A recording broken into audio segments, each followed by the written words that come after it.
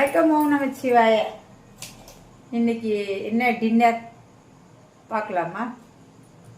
இது சட்னி, தேங்காய் சட்னி சூப்பராக ரெடி பண்ணியிருக்கேன்.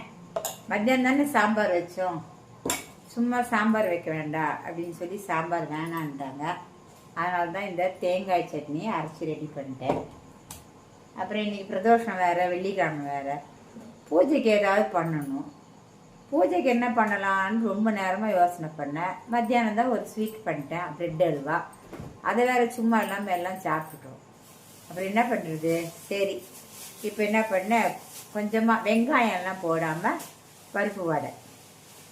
வெங்காயம் போடலை, ஏன்னா பூஜைக்காக பருப்பு வடையை சுட்டாச்சு. கொஞ்சமாக தான் சுட்டிருக்கேன், ஏன்னா நைட்டில் ரொம்ப வேண்டாம், ஆளுக்கு 2 இருந்தால் போதும். அப்புறம் மூணாவது சின்னங்க, நீங்கள் மெயின் டிஷ்க்கே வரல, இன்னும் சட்னி காட்டுறீங்க, பூஜைக்காக செய்த நெய்வேத்தியத்தை காட்டுறீங்க. இன்னைக்கு மெயின் டிஷ் என்ன அப்படின்னா, இன்னைக்கு மெயின் டிஷ் பார்க்கலாமா நம்ம என்னன்னு பாருங்க. சேமியா கிச்சடி. இதை நிறைய அப்படியே சும்மா சூப்பராக இருக்கு. இந்த வாசனை உதிரி உதிரியாக இருக்குது, ரொம்ப நல்லா இருக்குது. இந்த சேமியா கிச்சடி பாருங்க எப்படி இருக்கு பார்த்தீங்களா, நல்லா இருக்கும். இதில் நிறைய காயெல்லாம் போட்டிருக்கேன், இந்த பீன்ஸு, அப்புறமா கேரட்டு இதெல்லாம் போட்டிருக்கேன்.